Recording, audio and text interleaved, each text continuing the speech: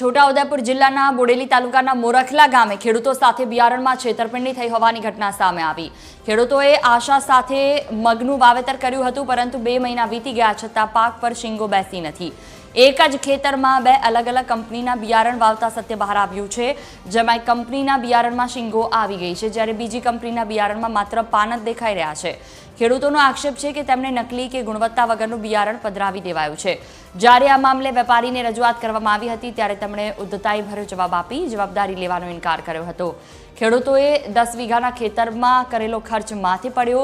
હવે પીડિત ખેડૂતો તંત્ર પાસે નિષ્પક્ષ તપાસ અને આર્થિક નુકસાન સામે વળતરની માંગ કરી રહ્યા છે। ત્રીજા મહિનામાં બિયારણ લાવ્યો તો મગનું મોરખલાથી કૃષ્ણા ટ્રેડર્સમાંથી પીબી સુપર વેરાયટીનું નામ। એ મગ બિલકુલ બોગસ બનાવટી જેવા જ લાગે છે મને। એની પર કોઈ ફાલફૂલ નથી આવતો અને પીળા પડી ગયા। ઉગતામાં 10 દિવસમાં પીળા થયા, અત્યારે 2 મહિનાનો માલ થયો છે, એની પર કશું લાગતું નથી। ખર્ચ, દવા, ખાતર, ટ્રીટમેન્ટ, પાણી બધું ચાલુ છે।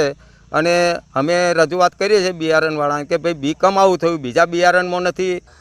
કૃષ્ણા ટ્રેડર્સમાંથી પીબી સુપર બિયારણ લાવેલા છે અને માર્ચ મહિનામાં વાવેતર છે।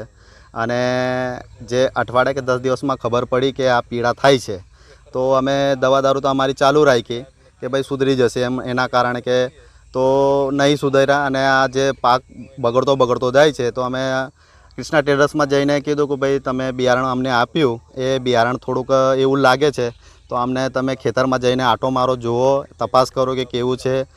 તો એ કશું કંઈ ધ્યાન આપતા નથી। પીબી સુપર કરીને મગનું બિયારણ જે વેચેલું છે એ ખેડૂતોને આપેલું છે, લગભગ 5 થી 6 ખેડૂતોને આપેલું છે। એમના ખેતરમાં મગ પીળા પડી ગયા છે। હવે એ ખેડૂત એવું કહે છે કે અમને નકલી બિયારણ આપ્યું, પણ બિયારણ અમે જે બિલથી લીધું છે અને બિલથી વેચેલું છે, બરાબર। હવે એમાં એવું હોઈ શકે કે બિયારણ યલો મોઝેક ટોલરન્સ ના હોય, સીડ વીક હોય અને એના લીધે વાયરસ આવી શકે। ખેડૂતોએ ટ્રીટમેન્ટ બરાબર કરી હોય ના કરી હોય એ ખેડૂત ઉપર છે, એના લીધે બી વાયરસ આવી શકે છે।